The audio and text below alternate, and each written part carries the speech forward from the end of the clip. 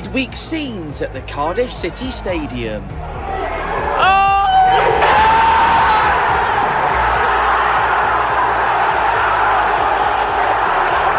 And our first league win gained in Gloucestershire.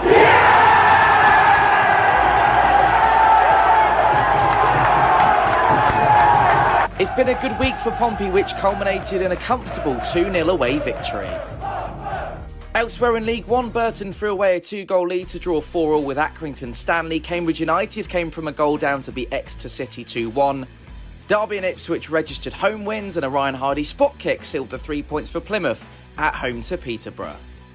All of this means Ipswich top the table on goal difference, closely tailed by Sheffield Wednesday. Pompey's bright start to the season leaves them hovering just below the playoffs at this early stage. Tonight, we will look back at Pompey's busy week on the road, as well as looking ahead to our upcoming league doubleheader at Fratton Park. This and more on 4-0 Sunday Live. A very good evening to you, ladies and gentlemen. Welcome along. Thank you for being with us yet again. We are back at the regular time of 7 o'clock. And it's been a great week, hasn't it? We're all very much looking forward to the next hour of chatting Pompey with these two wonderful gentlemen alongside me. Good evening, gents. How are we? Good evening. I don't think Andrew's quite with us, but good evening, Aaron. Good evening. Andrew's. I can hear you, Tom, but it's a bit. He is with us at a distance, but he'll be jumping in and out as and when he hears us. Aaron, welcome along to the show, mate. Thank you for being with us. Just initially, how are you? And good feeling about the football club? Yeah, well, at the moment, very muggy. It's very hot and sweaty where I am at the moment. But very happy with the team. I can see very, very good things happening over the next couple of months. I did say at the beginning and where I think we're going to be progressing. We've played a few games now, and you can just see that now. So hopefully it's going to be a very, very good season. Loving the team, loving the attitude from everyone on the team. And yeah, all good, all good. Andrew, how are you feeling at the moment, mate? We've been on the road this week, myself, when you went to Cheltenham. What did you make of it? Not a lot, Tom, by the sounds of it. No, I can hear you all right, Tom. I can hear you all right, but it's all muffled, so it's difficult for me to understand what Aaron's saying as well. Technical issue. Well, crack on and tell us about Cheltenham, what you thought of it. I thought, Tom, it looked like a game where Danny was trying to rotate the players a little bit. I was really impressed with certain players. Lowry came on, was brilliant. Dale came on, was excellent. I thought Bishop was top draw. I thought Piggott did well. And in fact, I thought the team did really well. Considering the conditions, 30-odd degrees out there on that pitch. And it was stifling. When we walked out after the game at 5 o'clock, it was still stifling. So it's the same for both teams. But actually, good performance considering the conditions and the rotation of 5 players on the pitch as well. I thought it was excellent. Enjoyed it, mate. It's good. Some great footballers there now. A good, solid base of footballers, team choice players for sure. I can see that I'm a little bit blurry on the feedback, so I might drop out and leave Aaron and Andrew to have a quick minute conversation. But I'll leave you with some thoughts from people. Great 2 away games. So glad I went to both of them. And that's great news. Marlon Pack is the GOAT from Josh. Good evening to Andrew, says Sean, who I did send the link to. I hope he can join us very shortly. Chris has said good evening, Andrew. Good evening, Tom, and good evening, Aaron. Hello to you, Chris. Hope you're really well. There was a comment on here said about very impressive and Pack, everything we expected. Aaron, tell us about your thoughts on Marlon Pack. Breath of fresh air, definitely, 100%. It's what we've been missing for the last couple of seasons. He just brings something else to the actual team that we've been missing. He's our backbone at the moment. Everything's just going through him. And you can see his experience is actually going to the younger players as well. He is commanding that area. And I'm just so glad we signed him. Really, really glad we signed him again. Andrew, you said your man of the match was Marlon Pack. Me, Tom. Oh, sorry, I didn't hear you then. Did you say me? Marlon Pack, yeah. Yeah, for me, Tom, he's just streets ahead of everyone else on the pitch. He just sort of controlled everything. His touch, his vision. It's everything's so easy for him. It just looks so natural. He just drops his shoulder, a slight turn to the left or right, looks up, looks for the pass, and he's so cool with everything, just so calculated. It's brilliant. I'm in love with the man personally.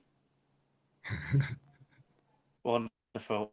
Liam said Pack is a baller. Leo said Pack is a level above, and it's such an unreal signing. So has Morrison been fantastic, real championship quality? Andrew, we saw Morrison, didn't we, on the pitch? What did you make of his involvement on Saturday yesterday?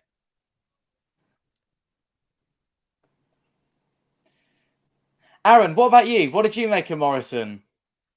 Yeah, he's definitely improved. I actually saw him when we signed him, and he played at Barnet. He'd done a couple of mistakes, but yeah, he literally just signed that day or the day before. But he's actually coming into his own now. He's actually controlling as well. He's a excellent defender. Years of experience in the Championship. So yeah, I'm looking forward. We started to get really good experience in defence, midfield, and now the attacking options as well. So yeah, you can't fault any of the players at the moment. They're all actually putting in their shifts. Could be a little bit quicker at the beginning of games because I think we're starting very slow at the moment. And then we're coming into the game and then we're actually dominating areas. But we need to actually hit the ball, mark rolling straight away. As soon as kickoff goes, go straight into it. But yeah, I'm very impressed with all the players, really. So yeah, very good. Very, very good.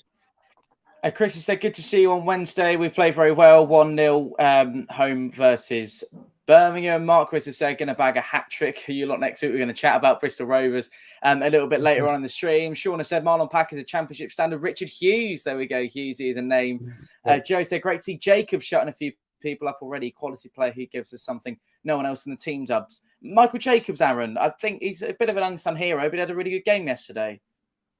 Yeah, what I saw on the highlights, because I missed all of the game yesterday because I was on the M25. But yeah, what I've seen, yeah, he does play. He's got good football brain. He's good aware of all the players. He anticipates the other teams, what they're about to do, and he actually jumps in with, well, he doesn't actually jump in 2 feet, otherwise he'd get a red card. But he actually's got good footballing brain. And there's someone else that we need. Jacobs is really good. I think he's underrated through some of our Pompey fans. Yeah, you can definitely see he's well, I wouldn't say he's world class, but he's definitely championship class anyway. So John said, great team spirit, great team, great spirit. Look, I've got a decent chance of promotion run this year. Any news on George Hurst? And I don't actually think we need George Hurst, do we? I know we're all massive fans of George Hurst, but we have such an incredible attacking sense about us these days that actually, you know, you've got a plethora of options. Where does Hursty really fit in? Well, I think it's the same scenario with Ben Thompson all them years ago, because everyone loved him and everything, and then he went and we wanted him back. I think it's the same with George Hurst. He was good last year. Don't get me wrong, he was brilliant last year, but we've got to move on. We've got to move forward. We can't go backwards. So Danny and Nicky have done a blinding job. I think they would love to have him back, but where does he fit in the team? I don't think he can fit in the team now. I know the players are all fighting for their positions, which is really, really good because of the strength and depth we've got now. But I think adding Hurst as well, I think you would probably rattle a few cages and everything through the other players. So I would love to have him back. Yeah, and I know some of the team would love to have him back as well. I think, yeah, it's done now. Let's move on. Well, I think what we should do is not move on from Tuesday night against Cardiff City. We had some unbelievable goals in there, and I wanted to take us all back to the moment, and we can all have a little look together.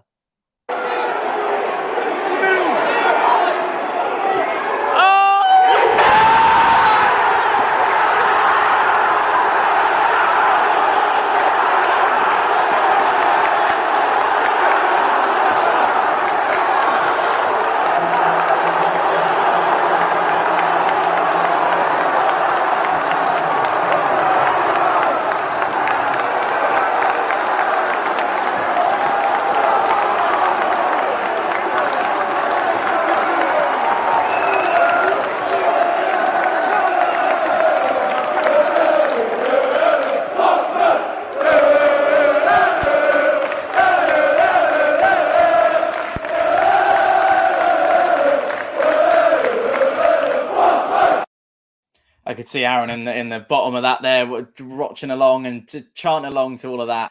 really happy night, and I didn't get a real proper chance to talk about it on the video because I know we're only limited to 10 minutes, and it's great that we've got this chance to interact and talk about Cardiff City. But I just thought the level of performance to a man was so professional and so well conducted, particularly during the difficult points in the first half when we knew when we had to muck in and we had to work together as a team.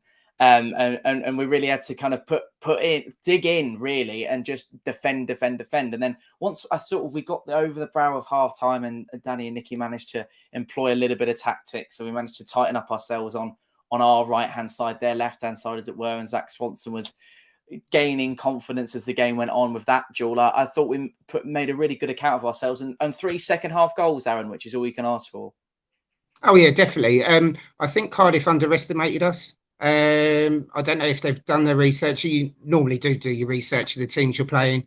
I know Cardiff did make 10 changes, I think it was, but we dug in. We worked as a team. You can see the gellingness now coming together with all the players, and yeah, definitely they underestimated us, and we punished them for it. I did not expect that result. I thought it was going to be a hard game. We would have scored, but I would have thought on paper that they would have actually beat us. But thankfully, we actually done them, and now we've got another trip to Wales. Yeah, lucky us. Chris has said Pompey looking really good at this very early stage of the season. I'm getting a good feeling about the season. So am I, Chris. And Chris was with us yesterday. We're going to come on to that in a minute. So we've got a couple of little clips that I want to show from Chris. But there we go. Leo said it was good to see Ronan have a good game. Personally, a big fan of his, and he deserved it. And Ronan Curtis was one of the men of the match at Cardiff, wasn't he? Yeah, definitely. Now he's playing back on the left. That is his best position. 10 times better than being on the right. I think he's lost on the right-hand side. He does have his little bits of magic here and there, but when he's been chucked onto that left, and he knows there's other people in that team now that's actually fighting for that position, I think he's stepped up a mark now, which we were crying out for last season. You could see the genius in him, but it just wasn't happening last year. But so far this season, yeah, hands down to him. He's put a bit of weight on. But I think that's actually aided his game as well. He's a bit of a lump now, so like a bit of tank and everything. So yeah, all fair play to him. He did really put in a shift. I know he has these everyone criticises about him, but I'm a big Curtis fan anyway. I always rave about Curtis, and yeah, so yeah, he's doing well. He's doing well. I just hope that we keep hold of him and don't lose him in the transfer, because he will be needed for his sparks of magic throughout the season. Definitely. And I think just before we come on to what Danny said, I think what's really crucial for me with that Curtis performance was the kind of the passion that he was showing and the heart on the sleeve type mentality and attitude that we got from him. And I think that was really resonant, because you go to Curtis for your passion, don't you? I mean, he knows the football club inside out. He knows what everyone's trying to achieve, and he knows he has his critics. And I think it's kind of obvious that, you know, you read an awful lot on social media, and we sort of, as you're kind of within it in the Pompey bubble, as it were, and you see all these sort of things flying around, and whether it be over here, YouTube, we're quite nice to people, but Facebook, Twitter, whatever, you see all over the shop, particularly Twitter, you see the kind of the Curtis comments, and you think, well, what's that going to do for his morale? He either sinks and goes, oh, I don't want to play because everyone's being horrible about me, or you go, actually, I'm going to rise above this. I'm going to put on a performance that everyone's going to be really proud of. And that's all that Pompey fans ask for. All they ask for is that performance and is that level of passion that Curtis showed, and kissing the badge and cupping the ears. I don't think he's going anywhere anytime soon. So there you go. I think his biggest critic is his mum on Twitter. Because I don't actually speak to her all the time, but I do tweet her all the time. Well, not all the time, but tweet her occasionally and everything. She does respond and everything as well, and she says what she sees, and I think that's a good as well, because she's always been involved. She gets a lot of criticism as well, but she is definitely Ronan's biggest critic. So yeah, all fair play to her. Brian said, good evening, everyone. The players, the Cowleys have signed have all been good. This team is much better than I thought we would see now. Brilliant. Alex would like to know how the new addition is to the family. Aaron, go on, tell us about it. Tell the viewers. Yeah, I've got Mrs. persuaded me to get a new puppy, a 9-week-old little cross Shih Tzu and Jack Russell. New addition. We've named her now Little Tilly. Little Tilly. Yeah, Reese's breed. I wanted to call her Pompey, but my missus said no. there we go. Little Tilly. There's little Yeah, Tilly. and she's got comfortable now, so she started to bite everything. So, Oh, nice. Don't leave any shoes lying around or. no, she's already had my flip flops. I was going to say, don't leave any slippers around or anything like that. No, Kevin said, get Hurst back when we go to replace the young Spurs lad. That would be a great front three in the Championship. I like your thinking, Kevin. Where was that other one that I wanted to read out from Danny? There it is. The team are definitely moving in the right direction, but still not convinced by the goalkeeper. Hackett is far too slow in possession. Something Richard was saying on the chat, Aaron, is that not only is he far too slow in possession, but I'm a big fan of Rico, love him to bits, and I think he's been fantastic for us for a number of years. I wish he had 2 feet. That's a starting point. I wish he could just, when he receives the ball, just be able to cross it straight in, or if he's in a high-pressure moment, not always look to change over to his preferred side. I wish he had that about him. I don't know if that's something that you can teach him at this late stage of his career, but go on. I think he's actually nervous off the ball. When he knows the ball's coming towards him, he's doing what Curtis did 2 seasons ago. He's got the ability. We know he's got the ability, but there's just something. His confidence isn't right at the moment, and I think a couple more games, it will come. It will come, and then he's just got to be aware of his surroundings. Who's near him? Look up before he gets the ball. Look up before he passes, and it will improve. He will improve. It's just something at the moment just not right with him. But I've got every faith in him. It's just like he needs to sort out both feet. And just on the goalkeeper as well, Aaron, Josh Griffiths. Nerves. That is definitely nerves. He's coming to Portsmouth. He's only played a few games, but his confidence will just come through. Once he starts getting used to everyone in front of him and controlling that back line, he'll be fine. Yeah, he does do a couple of mistakes, but he's good to clear it out. He comes out for the ball. He closes down. But it's just improvement. Just slight improvements, and he'll be fine. He'll be fine. And we've had clean sheets as well. Well, you can't argue that. It's written down on my notes here. 3 clean sheets on the bounce in all competitions. Yeah. So you can't go wrong with doing something right. He's definitely doing something right. Where does Morel fit back in the team with so much talent in the central midfield area? Does he walk back in over Thompson? I think there will be competition for places, as we know, but we are all big fans of Joe Morel on here. We're going to come on to that a little bit later on in the stream. So that's on my notes to talk about. Pompey Twitter page has turned into a Colby Bishop fan page, well, rightfully so. Chris has said hello to Pompey Tilly. Graham loves the puppy. Jack Russells are a mental breed. Everyone's in love with your puppy, mate. So there we go. Darren has said, hi, Tom, and almost impressed with the squad management last Tuesday and yesterday. Think this could be key this season. When you look back last few seasons, we haven't had the quality and depth. And that strength and depth, Aaron, and I kind of take Cheltenham as a good example. So you look at the way that we started. You had Rafferty and Rico, and we knew it wasn't quite working on the right-hand side. I would have liked it to have changed after the half time, or maybe even not even as soon as Danny noticed it, because you've got to give these things time, haven't you? We know it's still early days. But then you get the first opportunity to see Tom Lowry and Owen Dale both on Tuesday night in Cardiff and Cheltenham. And firstly, what have you made to their introductions? And also that adds to the argument of strength and depth, doesn't it? Yeah, definitely. And the other benefit as well is the 5 subs, because last year 3 subs, but the 5 subs now, we could virtually get a whole half a new team on that pitch, and it's nice to actually get fresh legs on and they're working together, and it is a breath of fresh air. This season so far, I'm enjoying every second of it, because it's just, you take a couple of players out, put a couple of fresh players in, and they've gelled already, so they're actually playing together, they're actually controlling that area as well, which is fantastic.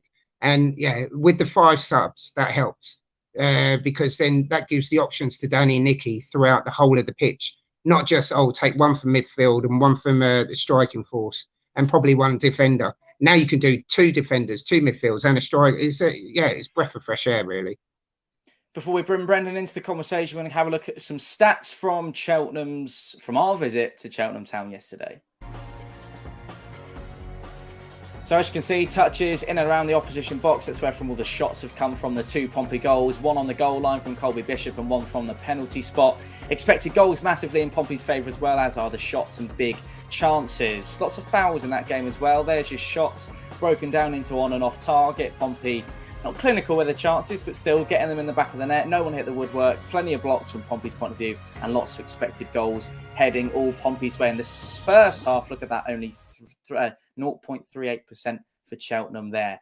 The Matt Ritchie rumours, I think, are confined to Facebook, I believe, Philip. I don't know. I haven't seen anything concrete about that, but I'm sure we'll chat about that in a little bit. There was another one. Just replace Hackett for Dale. Do you go a straight swap? That's the question. Brendan's ready for us now, everybody. So thank you for being with us. How are you? I'm good, boys. Yourselves? Good evening, lads. Good to see you. Good evening. This is how I was planning to start the stream 22 minutes ago, but we're all good. We're here and we're ready to go. Ogilvie, underrated. Brendan, thoughts? Oh, mate, he's been. I've just saw my camera on the tripod, mate, but I can talk to you. Yeah, he's been class. Absolutely been class. Probably one of our most unsung heroes, actually. Since we've signed him, he's sort of like gone under the radar and slowly done his job quietly and efficiently. And he's been tremendous, absolutely tremendous for us. Are you all right there?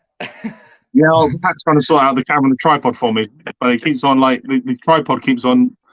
It's a bit like that. Are you all right there? Yeah, we're all right. For a minute, or are you happy? Yeah, it's all right. It's all right. I leave it here. It's fine. There's another comment about Ogilvie. First time deliveries from wide positions are class. He knocks some great balls in, and that really brings a lot to his game, doesn't it, Aaron? Oh yeah, definitely, and that's what we need. We need them sort of players to actually get into the midfields and everything.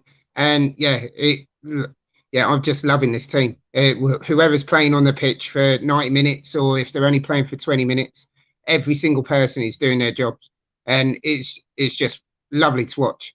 Lovely to watch. And imagine that midfield three of Pack, Miniesta, and Morel would be serious slims, wouldn't it, Brendan? Yeah, definitely.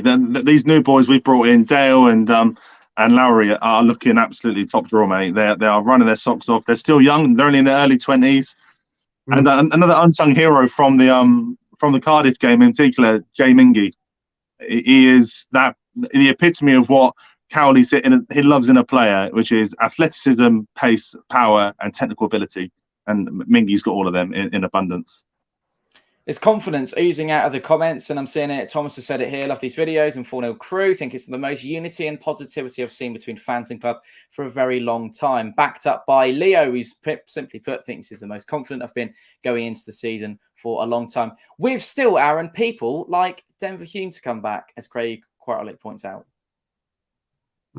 It'd be nice for him to come back, but but they're all fighting for positions, which is fantastic, because when they do actually get on that pitch, you just see a different level from every single player, because they know if they put in a shift, they could be actually in the starting 11 for the following game. So even when Morale comes back as well, he's got to fight for that position. And if he's not good enough to get on that 11, he might come on as a sub. And then it just depends. But yeah, Danny's tactics is amazing at the moment. I think he's got it spot on in every sub he's done so far in the last few games. Has been spot on. Thank you to the 150 odd people who join us live here on YouTube. If you haven't yet left this stream a like, please please do so. It'd be very much beneficial to us. Remember that you can go back and watch this stream at any point in the future as well. It will be on the page for ages. So if you've missed anything of what Aaron's been saying, he's been saying some fantastic things this evening. So if you've missed any of that, then please do head on back and have a look.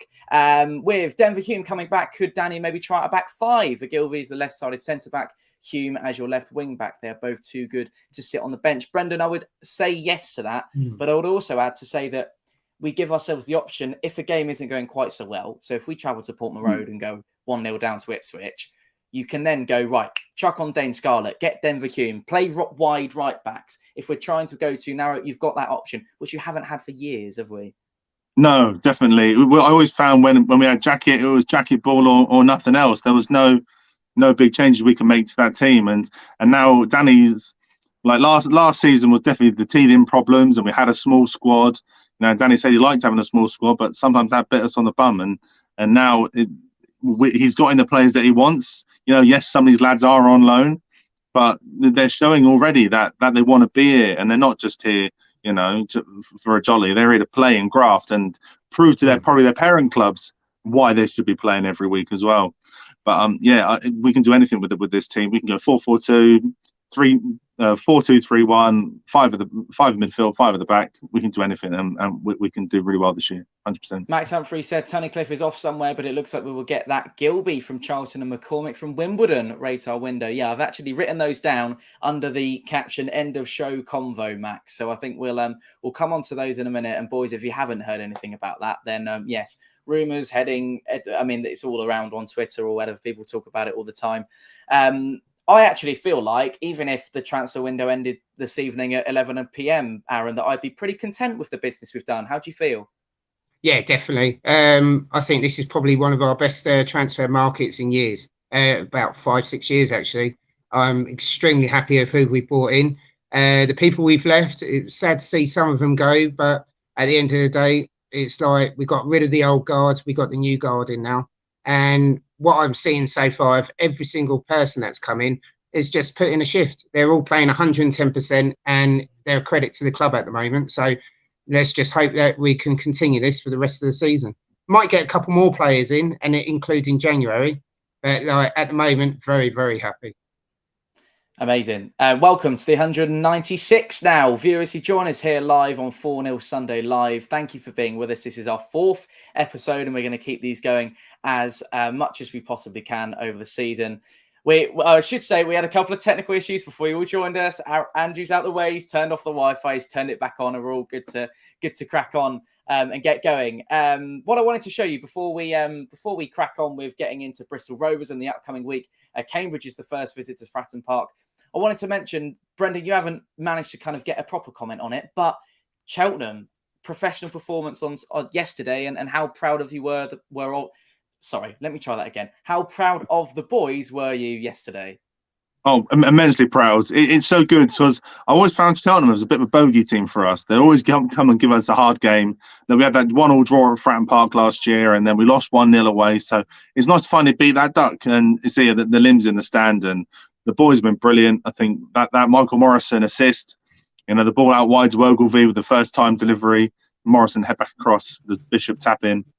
And then for the penalty, Crackers to get the ball and drive into the box, take the touch and go down, which we've so many times we've been denied penalties in the last couple of years, and we're finally getting that. And then Colby Bishop comes the pen. There it is. Bosh.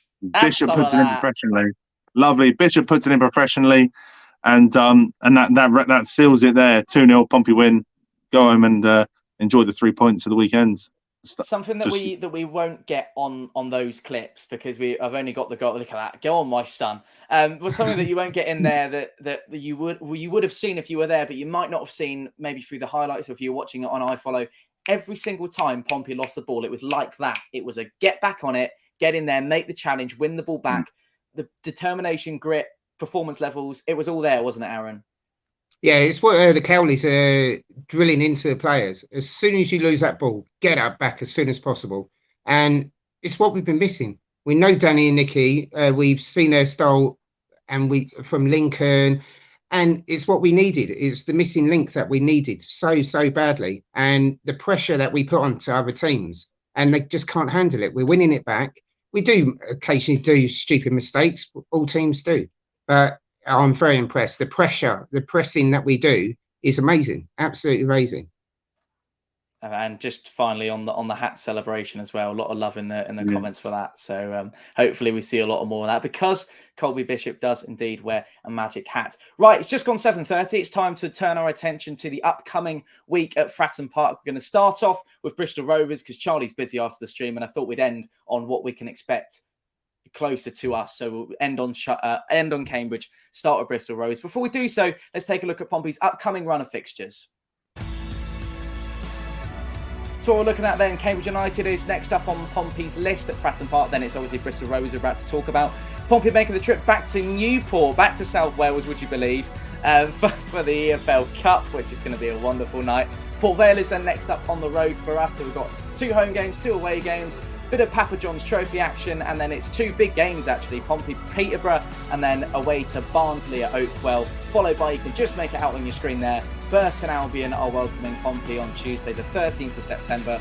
We will be there for that one, bringing you that here on Fournilwrittenalloverit. But it's now time to turn our attention to Bristol Rovers conversation. I'm delighted to say that Charlie from One Rovers Vlogs joins us. Brendan, can you go landscape if possible? Give it a go, mate. do a sideways. Oh, Brendan's upside down. I tell you what, if you come back out and go back in, Brendan, it will sort itself out. For the meantime, Charlie, welcome along, mate. Lovely to have you with us. No, I really appreciate you. Having me on the channel. That's right, mate. No problem at all.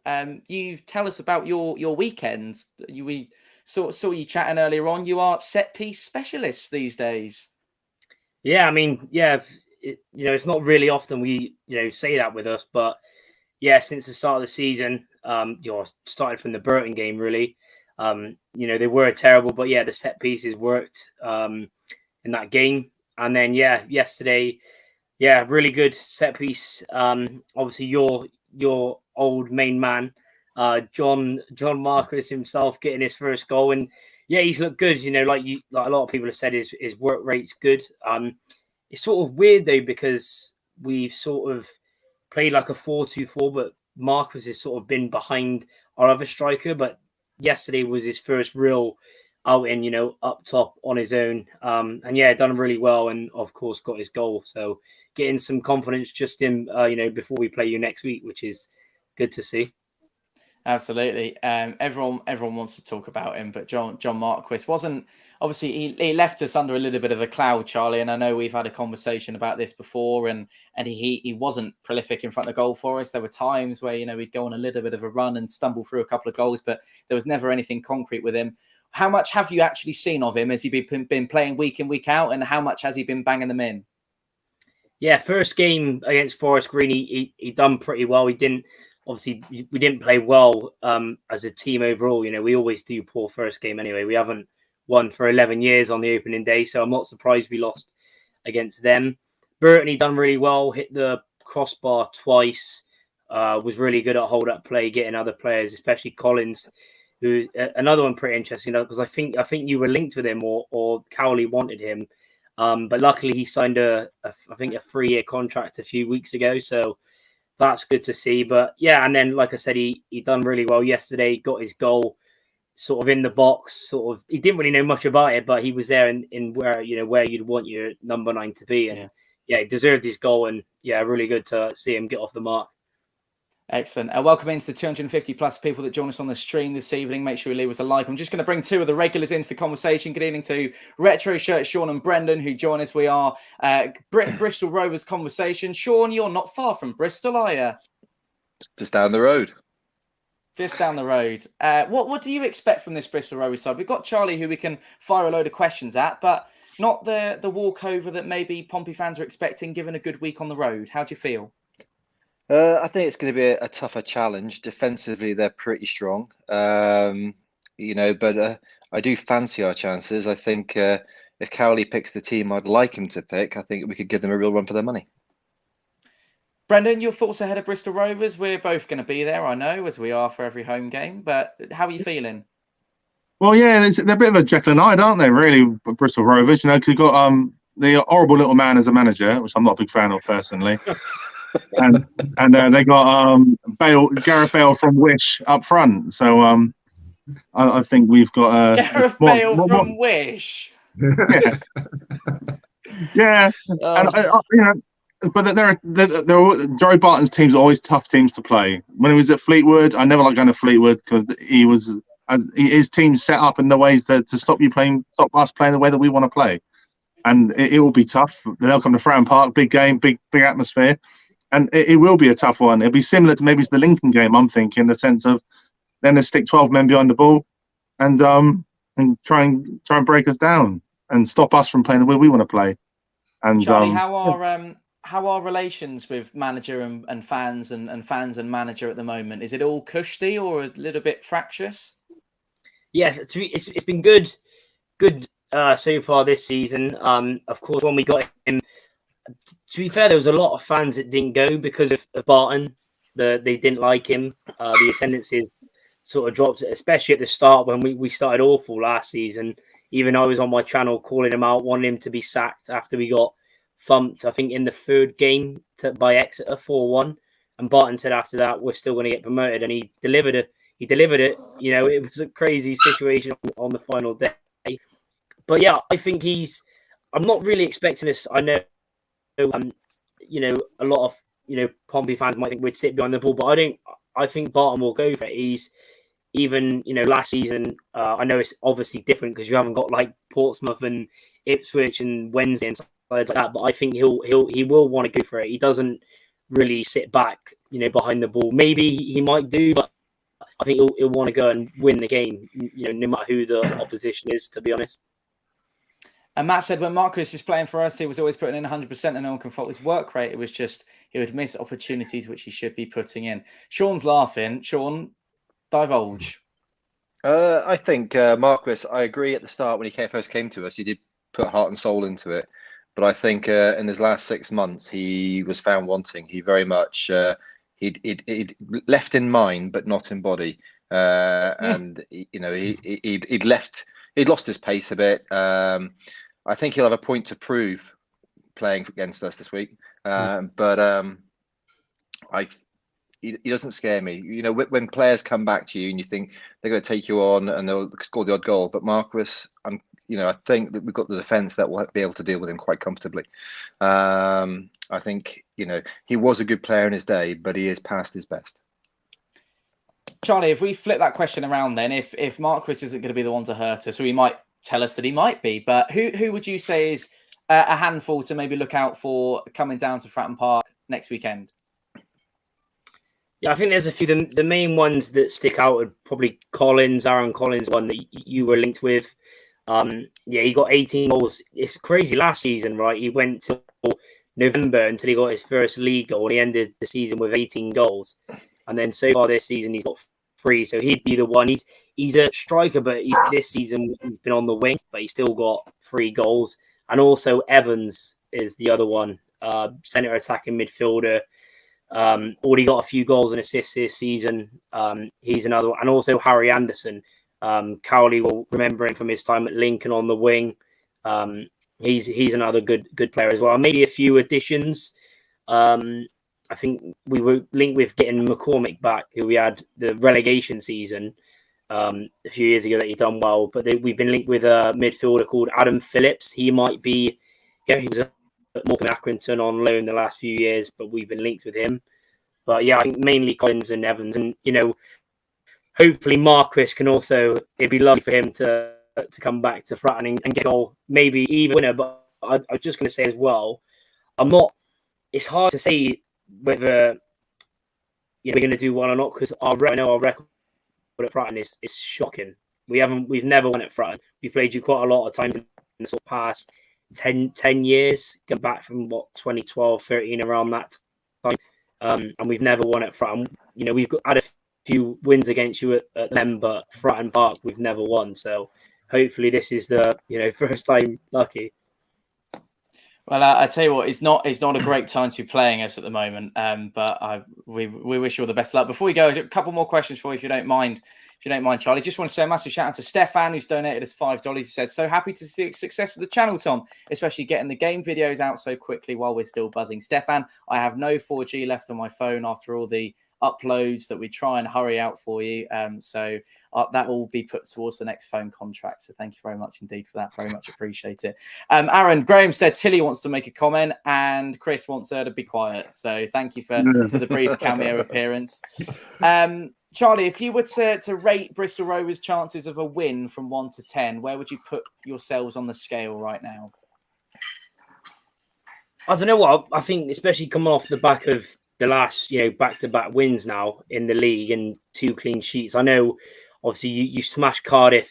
I know they obviously made a lot of changes, but you still look good. You've got Pigott, Colby Bishop's on fire since his signing from Accrington. I don't know. I'd say I'd go 6. I say it's in the middle because I know even though we've got an awful record at your place, I think if we can try and get a result at Barnsley as well on Tuesday, then yeah, I'd say 6. Awesome. And just finally, can I take a score prediction for you for Saturday, mate? What do you reckon? Oh, sorry, Brendan's got a question. Sorry, I'll shut up.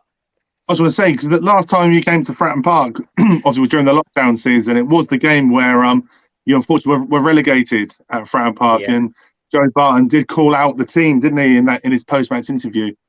Do you also think he's going to be back and ready for blood at Fratton Park on Tuesday?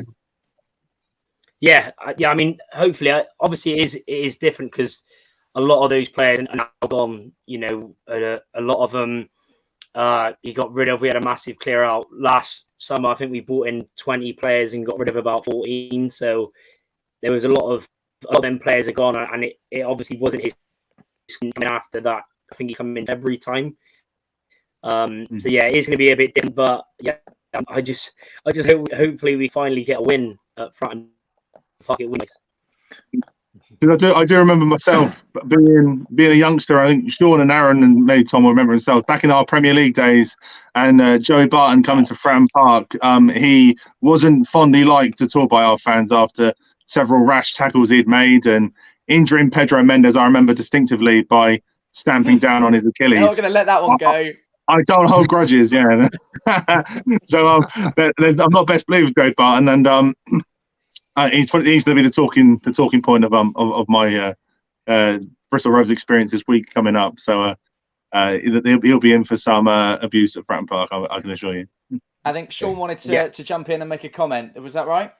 Yeah, I just wanted to know if Paul Coutts is playing much of a part this season so far, because he's getting on a bit and he was a pretty decent midfielder in his day.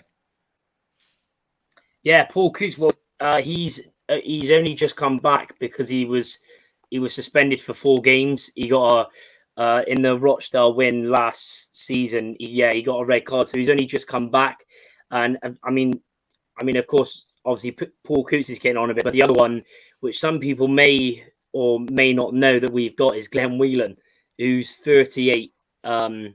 He's another one. He had a blinder against Oxford. Brannigan was in his back pocket. So hopefully, Whelan.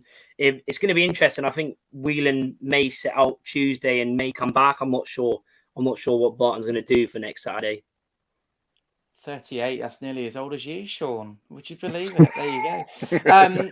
Before we leave you, Charlie, I just wanted to say we should have said this as soon as you came on, but as you can hear and as you've heard in the last 10 minutes or so, this man is everything Bristol Rovers, and he's given us a fantastic and a consummate view of what we can expect for next weekend. So with that in mind, head on over to One Rovers Vlogs, get subscribing.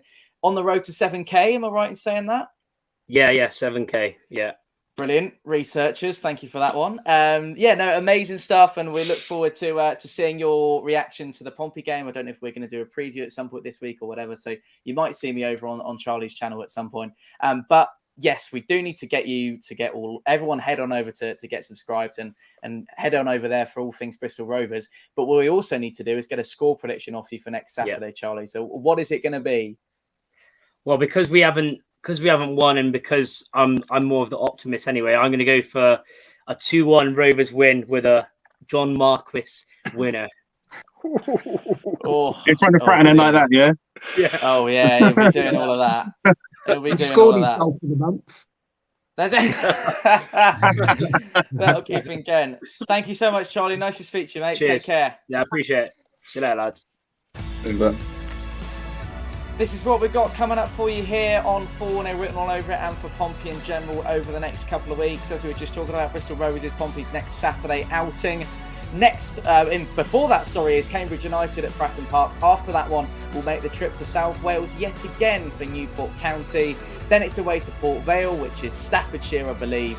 Crawley is then next up. I think Brendan's going to be heading to that one with Patsy. Pompey Peterborough is then at Fratton Park. Then we've got Barnsley away, and Burton, you can just see at the bottom of your screen there, will be Pompey's Tuesday night fix of football on the 13th of September. Right, before we go to a bit of Cambridge United preview, which is how we're going to round off this evening's show, Sean, I wanted to get your thoughts on Pompey's fantastic away travels this week. What have you made of what you've seen from the boys? I like what I saw. I thought Cowley might be more adventurous in his selection initially, but I think he goes for solid defence first, solid midfield, and sees how the other team sort of starts. So he named the regular side that we expected.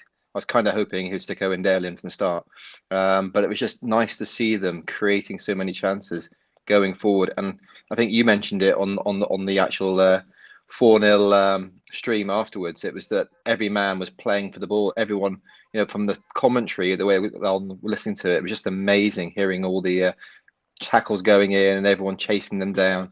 It seemed to be they all had a fire in their belly, and it's just nice to see that compared to last season, that we've finally got players who are willing to put the bodies on the line, playing for the shirt, which is nice.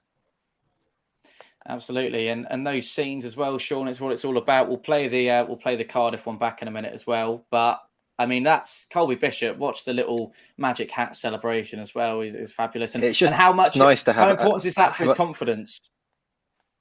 Well, awesome. It's just nice to have a forward line brimming with confidence, goals going in. It's just the perfect fairy tale start, and and to have to pick 2 out of the 3 that we have, it's a nice problem. That all 3 of them look like they're scoring. Colby Bishop's scoring for fun, but they're all scoring, bar Dane Scarlett. But I think that's from the effort and the pace it won't be long. It won't be long. He'll get one. No, it's exciting times.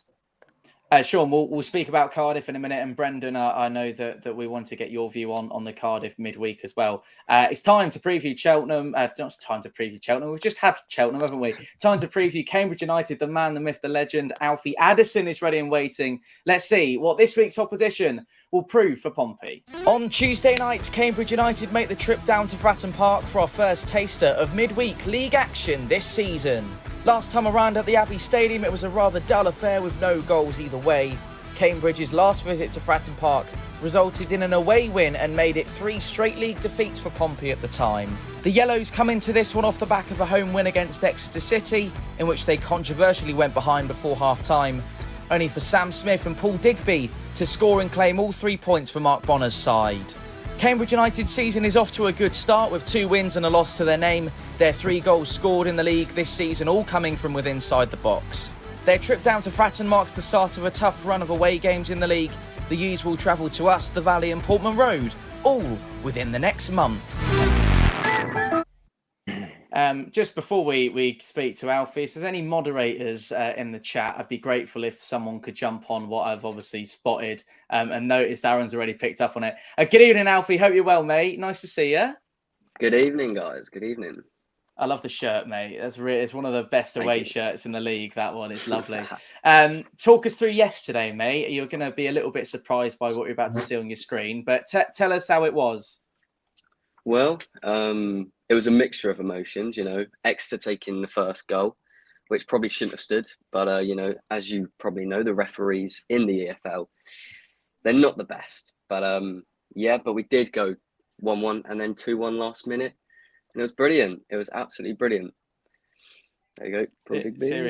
Serious scenes, and it goes.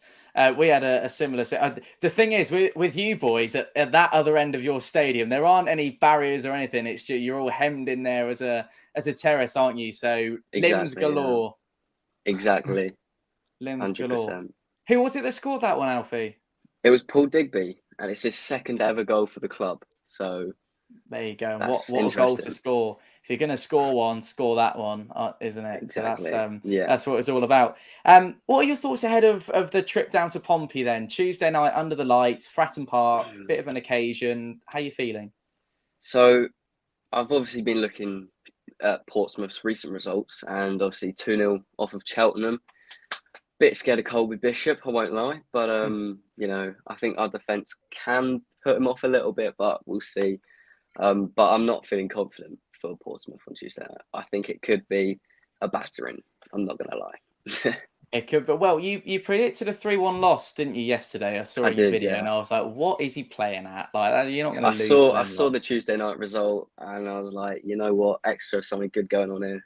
So I just, Never doubt the U's, mate. Never doubt them. Always back them. Exactly. But the point that it proves, Brendan, is that Cambridge United can go a goal down early doors, but then to have the resilience and the fight to get back into a game, albeit at home against an Exeter City side that are recently promoted, but it's a turnaround. And I think, Alfie, you can correct me if I'm wrong, it was in the last minute or in the sort of dying embers? It was the 88th minute that we scored. 88th minute. So resilience, Brendan, something we should be aware of in a couple of days' time.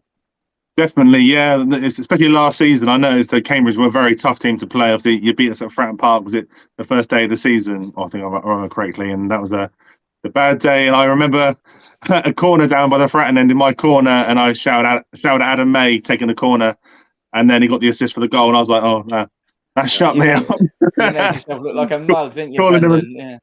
him a scummer and what else, and he goes and does that. But how's no, Alfie May been, Alfie? How's Alfie May been doing? Yeah, Adam May. Adam May, sorry, not Adam Alfie May. May. You're called Alfie, he's called Adam. There you go. Yeah, well, yeah, he's been good. He's run the midfield most games. He's starting 11 for sure. I feel like he's one of our best players, and if we were to lose him, we'd definitely have to get someone really good in to replace him. I think he will cause you lot trouble Tuesday night, obviously because he's coming back to Fratton Park, and it's just inevitable, really. He's blossomed a lot. Go on, Brendan. So he's blossomed a lot since leaving us. Because I remember he's a spotty-faced teenager playing for Pompey in a centre midfield with Ben Close, and it was painful to watch in our first year back in League One. And then I thought, oh, thank God he's gone. And now seeing him now, we went down to League Two, and he started scoring loads of goals for you lot. And I was like, good God, what have we let go? Exactly, yeah. Brendan's really picking fights tonight. First it was to Joey Barton. Now it's Adam May. Who's going to be next? I've only got 8 minutes, Brendan. You got to fit a couple more in, and we might even push it on to Brendan. Not Brandon Houndstrup. I like Houndstrup's there now, isn't he? I quite like him. All the nice lads. There you go. He's beefed himself up, isn't he? I saw a picture of him the other day. He was a wiry little teenager when he left us, wasn't he? Aaron, what do you expect from the prospect of Cambridge United at Fratton Park on Tuesday night?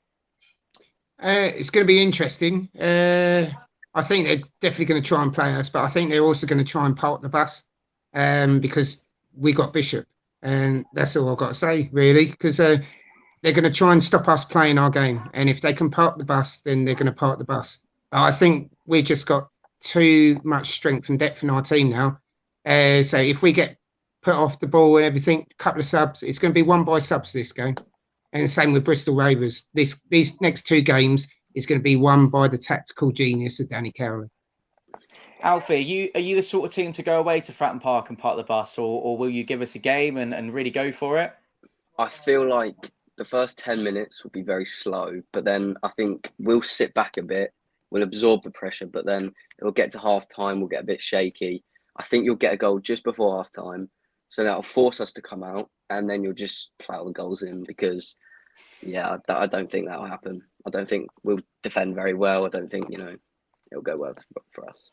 We'd love 4, wouldn't we? We'd love 4. I'm going to ask Sean if he's got anything to add, but just before I do, 270 odd people watching the stream, head on over to Cambridge United Central over here, ADDZ, drop them a subscribe. Indeed. Over a K now, aren't we? Well over a K. Yeah, nearly 1.1 now.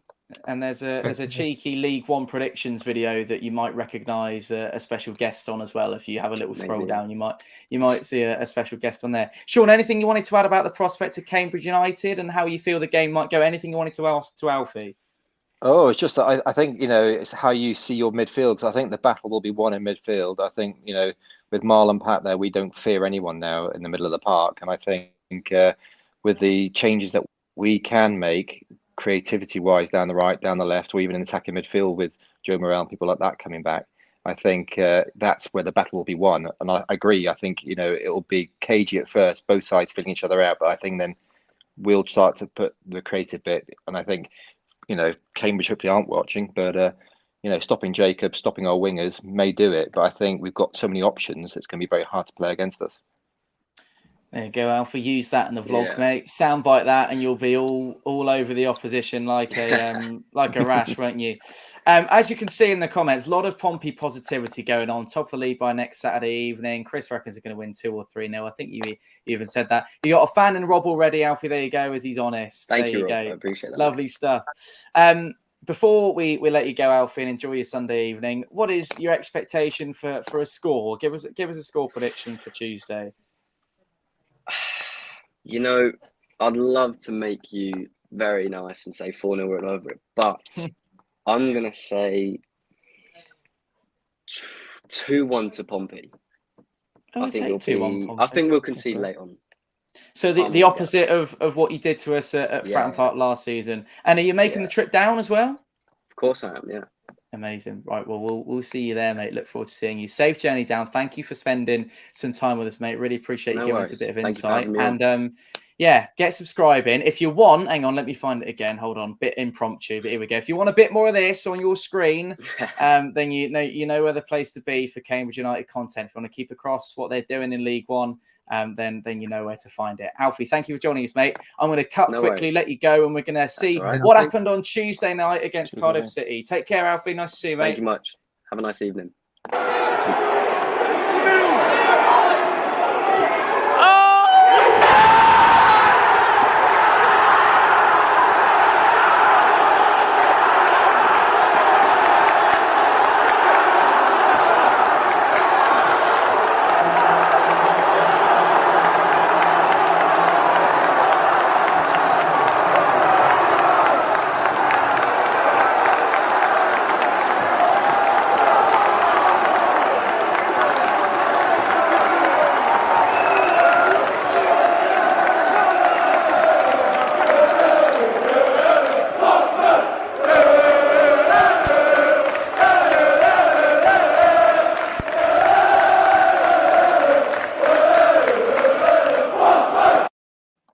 See, plenty of us were singing along to that in the background and enjoying the scenes there. Sean, just from obviously the scenes are great and us celebrating everyone. Yeah, I know we'd talk about the voice crack. That's followed me around this week. So yeah, loving that.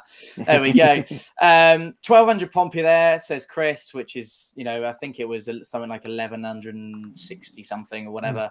And yes, it was on Express FM. Yes, it's been everywhere. It's been all over Twitter, and even actually bit of a kind of, I wasn't going to play this, but I thought I'll play it now anyway because it suits us. Ryan Stillwell tweeted this. Love you. Oh! I need you. Oh! I love you. Oh! I do need. Oh! No matter what I do. Oh! All I think about is you. Oh!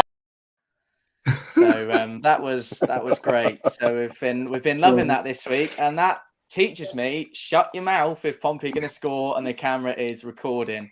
Sorry to keep you waiting, Retro, or Sir, as you might otherwise be known. What did you make of Cardiff City's, this performance at Cardiff City, and the way that we really took a foothold in that and made a real good go of it, and everyone's absolutely loving it. There we go, lovely. Thanks for all that.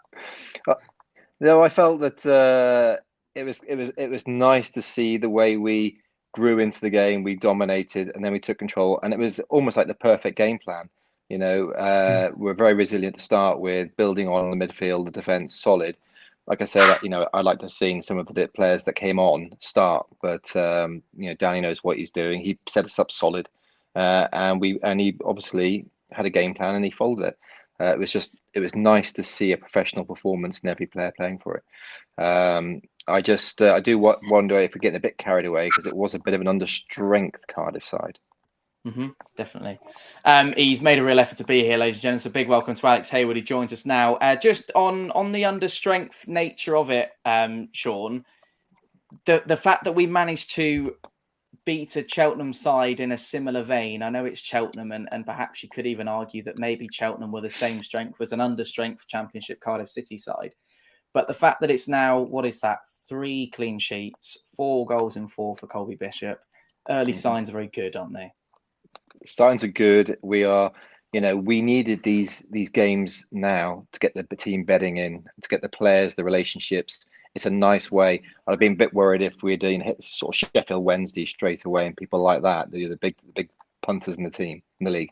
But we're actually building into it nicely. We're growing into it. The players are getting the relationships, and hopefully it'll be looking good as the season goes on. We're getting this run of form in. Nice to see where we are at Christmas. Nice to see where we are at Christmas, and nice to see Alex as well. Welcome along, mate. Thanks for being with us. I said this to Sean as he joined us. Your initial reaction to a really good week on the road for Pompey? I mean, we can't have any other reaction other than a positive, surely. I mean, it's 3 points. It's a massive to get that first 3 points, I think. And it's nice that it's an away game, I think. It would have been nice to do it on Saturday at Fratton last week, but we obviously couldn't make it happen at the time. And I think getting those first 3 points, still unbeaten, it's really not been a bad start to the season. Go on. Well, just saying, Gaz has joined us. He has actually been. He's been in hospital today, so we all need to send a good get well soon message to Gaz. So I don't actually know the reason behind it, but we will we'll find out. I'm sure later on we'll send him a message people want the fish tank, mate, and there's no fish tank next week for the fish tank. Matt wants that fish tank back. # get back Aaron's fish tank. Gents, seeing as we've got Alex and Sean hasn't joined us for a little while, if everyone's okay, I'll press on for a couple more minutes and just talk more generally about Pompey. Marlon and Pat have already spoken about it to Aaron earlier on in the stream, but Brendan, your thoughts on the class and composure that he adds, and then Bishop, what you can only describe as a natural goal scorer in this Pompey side. Yeah, fantastic. He's really turned out to be one of our, to quote Harry Redknapp, the top player. He's been brilliant, Marlon, coming in, that calm composure, getting the ball from the defence and turning it into attack. And just sort of like the leadership he brings to the squad, and coming over to the north stands, take a throw in, and he's really thrown his arms in the air to G the fans up to get behind it. I saw against Lincoln, which was great to see. And Bishop's come from strength to strength. I think Lincoln, we were a bit sort of knocking on the door, but never sort of seemed to break it down. But then getting that basically a training ground routine for his goal against Cardiff as well. Beautiful header at the back post, and then continuing it through to Cheltenham. Brilliant header. And also just on the Cardiff, and I know we've played this clip about 14 times on the stream already. This is the Pigott one, and I've cleverly muted the sound for this one so no one can have a go or a pop. It's managed to get on the stream anyway. There we go. Alex, I wanted to, it's a moment that's coming up here as I pan back round, and we're a little bit overexposed. You can't quite see the minty fresh shirts. But look at Ronan at the front there. He's kicked the advertising board, and then along comes, I think it's Owen Dale. It gives one of those. Connection between fans and players and players and fans is unlike anything we've seen for a long time, matched with the quality that we haven't seen from a long time. So early signs are we're pointing in the right direction with it all. Yeah, and I mean, I think that is absolutely crucial. And I think you won't really ever see, a team go up out of one of these leagues or win the league or get promoted. I don't think, unless there's that unity between them, the team and the fans. I mean, we saw it. I think the last time I can really remember it is that League Two title winning season. That was a big, strong squad that was, united with the fans. And Cookie obviously managed to facilitate that at the time. And I think that's what Cowley's been able to do this time. I think you've got to kind of give it down, get it to the manager. And I think we lost that with Jacket for so long. It was kind of just despair. It was depressing. It was just, there was no kind of passion in life. And that's what Ronan shows in that clip. We've never been able to knock it with Ronan. He's got the passion in this team. And I just think it's so good to have players like Marlon Pack. He's a permanent signing. He's a Pompey boy. He knows exactly what it's all about. And on top of it, he's, the best centre midfielder, in the division, I think. So it obviously helps to have the quality to back it up. But I just think to have the unity within the squad is so crucial for any promotion season, I think. We had a comment from Matty a minute ago. He said, like the format of this Sunday evening show, we're here every week, Matty, with these gents and a handful more, and we like to bring an opposition view to you as well. So glad that you're enjoying what we're putting together. Sean, the fans and the players is always going to be so important. I love what Alex is saying there about how you will not get promoted, or you will struggle to get promoted without a connection as great as we've got. And it doesn't take a lot for Pompey fans to get really embedded in their side, but this feels like something really special. It feels like something, big is brewing. I echo what Alex was saying about that League Two season, that bond that came through. And I remember, Brendan saying about him being on the pitch at the end, and, when we went up, and it's all that kind of stuff. You can feel that brewing.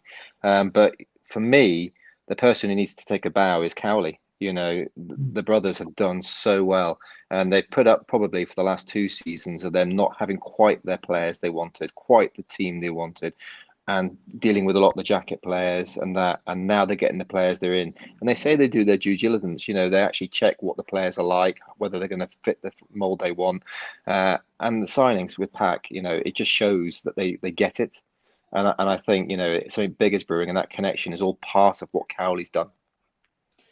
Aaron, someone said to me on the way out of Cheltenham on Saturday that they haven't felt like a Pompey squad like this since the 2008 FA Cup run and that connection that we had with them then.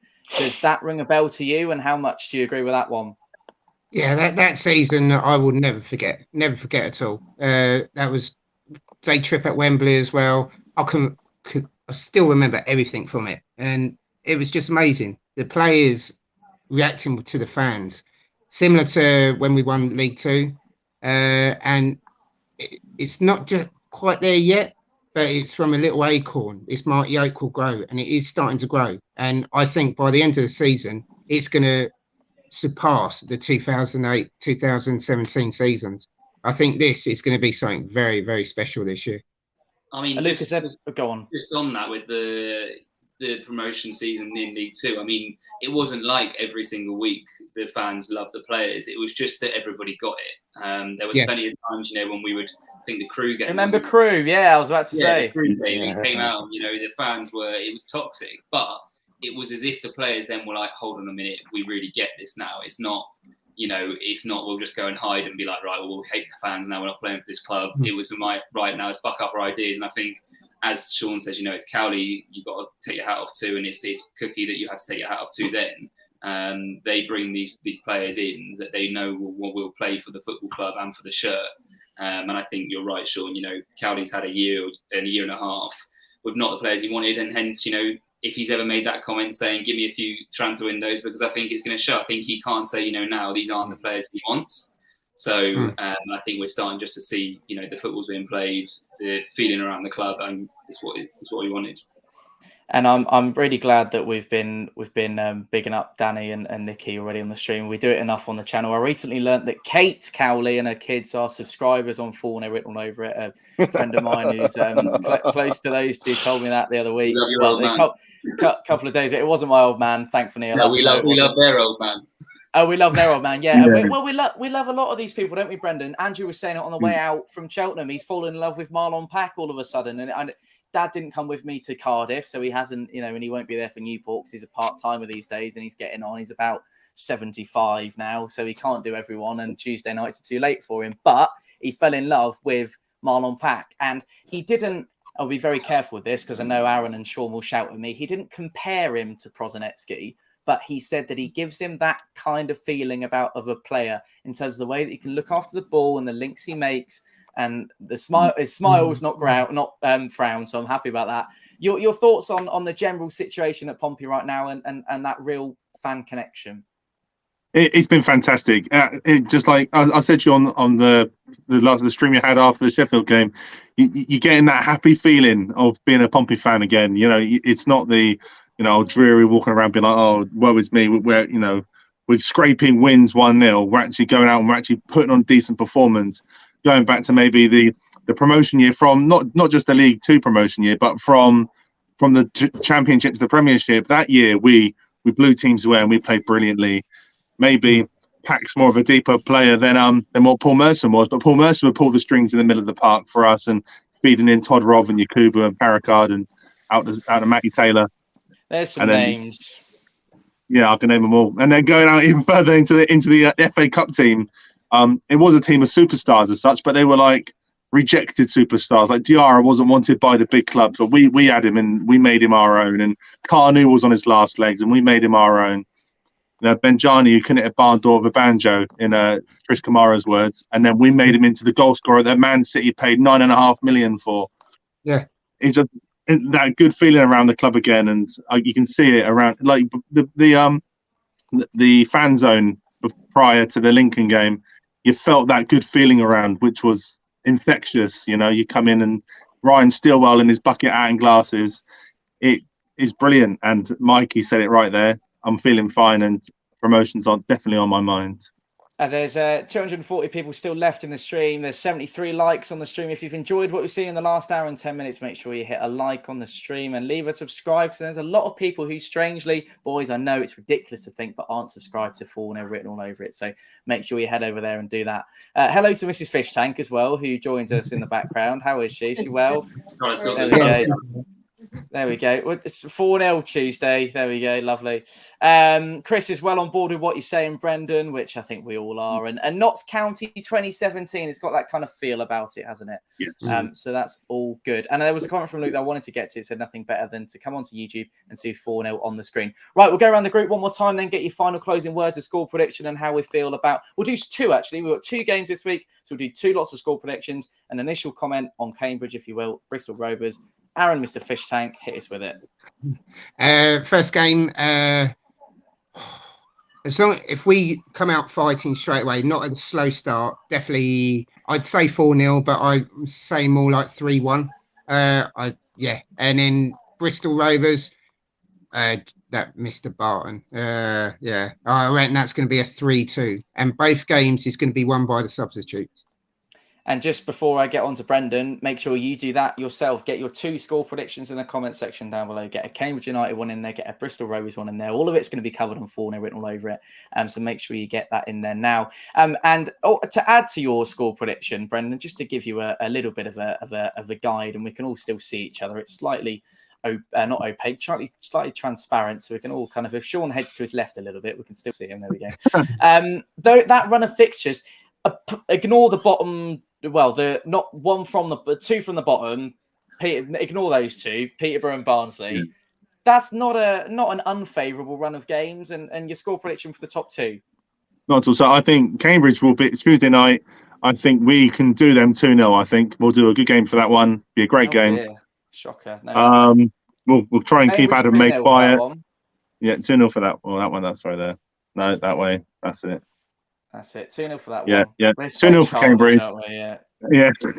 And then and for Bristol Rovers, I want to kick Joe Barton off the park, and we're going to do them 4-0. Amazing. Lovely stuff. Hayward, how are we feeling? Feel free to expand a little bit if you wish to, because I haven't had much as a comment in terms of preparation from you. No, it's all good. I think it's going to be tough games. I think I said it on the first stream we did on a Sunday after the opening game. If you looked at our fixtures at the start of the season, first 10, you'd be licking your lips and thinking that's a great start. And I still think we are. And I think it's good that we kind of started to gel maybe a bit quicker than I thought we might do. And let's not get carried away, like Sean says. We'll look at the table at Christmas. But I think Cambridge have been doing far better than I thought they were going to do as well. So I think we'll go 1-0 against Cambridge. I think it will be one of those where we've drawn 0-0 at Fratton. So it's a bit, we need to get off the mark and do a proper performance at Fratton. But I think we'll do them 1-0. I don't think it'll be that uncomfortable, but I think it won't be massive scoreline. And then I think Rovers, I'd like to think we're doing 3-1. But I think if we come here, this time next week and we've got 6 points, we're flying. And I think we really can do it. She tried to avoid the camera there, but I still managed to spot her, Aaron. Daniel said, just remember, he's not working next Saturday. He just bought his ticket for the Bristol Rovers game. Daniel, we will see you there. Chris is saying 3-0 to Pompey for the Cambridge game, 4-1 and 2-1 for Nolan. And Matt saying 3-1 versus Cambridge and 4-0 versus Bristol. All positive stuff. Retro, what we thinking? I think a strong professional performance from away. We'll start off solid, and I think then Cowley will just bring out the subs, like Aaron said. I see Dane Scarlett scoring. I reckon it'll be a comfortable 3-0. I just can't see Cambridge getting past our midfield. It's just too good. Marlon Pack at this level, he will run the show, and as long as he's got the outlets down the wings, he'll be fine. And then going forward to the Bristol Rovers game, I'm hoping it's the first 4-0 of the season. And you are going to be right by my side for that one, Sean. I can't wait to see you for that. Tuesday and Saturday, both 5-2 from Rob. Amazing. Right. We've all given a score prediction. We've spoken about absolutely everything. It's a really good feeling about the football club right now. We'll take one final look at the fixtures coming up for Pompey, and then we will say goodbye to you all. Thank you for joining us. Here is Pompey's run until mid-September. Oh, that's the wrong clip. Let's take. What's your prediction? What's my prediction? What's your prediction? Yeah, we've all said it. You haven't. Chris, who will still be in the stream, said to me outside, he was like, Cheltenham has got a double 4-0 written all over it. And I looked at him, an 8-0 written all over it. He went, yeah, an 8-0 written all over it. I can't see any of those coming anytime soon. The 4-0 written all over is more likely to come against Bristol Rovers than Cambridge. I've got a feeling. A horrible feeling about Cambridge United under the lights against Joey Barton on a Tuesday night. It just sends shivers down my spine. It's got a bit of a kind of, especially how like aggressive mode Danny and Nikki can just turn on really quickly as well. So you don't want to mess with them because they. Did anyone see the comment that Danny made to the Cheltenham boss on the touchline? Did you see that going around? Yeah. Okay, so and also myself and Hayward were there to watch it against Ipswich as well. They do like a bit of handbags on the touchline, Danny and Nikki. Do we not think Marquis gets a goal? He's off the mark this season. He's one of those that scores in a couple of consecutive games and then goes missing for 20. This will be part of his 20. He scored his goals for the season already. Yeah. I was going to say let Retro unleash on. Just to let you know, Tom, we're playing Cambridge on Tuesday and then Rovers on Saturday, so there'll be no under their lights Barton. That's very true, actually. I get that mixed up. Well, it might be dark by then, but there we go. Right, thanks for that, Hayward. I look like a mug. Let's get to the fixtures before we all cry in embarrassment. Move on very swiftly. Cambridge United, there's a little bit of a reminder for me. August the 16th, Chapel. Get it in your diary. 20th of August is Bristol Rovers at home. Newport is the trip to South Wales, which are making the second round of the EFL Cup. There we go. He's really thrown me off now. Port Vale away is Saturday 27th in a couple of weekends' time. Looking forward to a pretty busy 4-0 crew on that one. That's going to be good fun. I believe Sean might be joining us for that one. Brendan's definitely going to be there. Sean going to give us a nod on that one? Yes, he is. Lovely. I believe Rich is going to be there for that as well. And then we've got Peterborough at home, Crawley in the Cup, Barnsley away from home. And then the final one on that list was the Tuesday night, Rich's birthday. Sean's gone sideways against Burton. Right, thank you for that, everybody. Black enjoyed the show. All the best to Graham. Thank you to Matt for the kind words. We will. Oh, Sean's trying to spin round. Oh, there we go. He's back. I think he's back. He's back. There we go. Wonderful stuff. Thank you for joining us, ladies and gents. It's been an absolute pleasure bringing this one to you. It's gone a lot better than last week. We will all see you at the regular time of 7 o'clock next Saturday. Between now and then, we will have 2 4-0 written all over it wins at Fratton Park to tell you all about. Until then, gentlemen, thank you for joining us, and we will see you all very, very soon. Take care. Keep the faith. And as always, play up Pompey. Play up Pompey. Play up Pompey. Up the Blues. Excellent.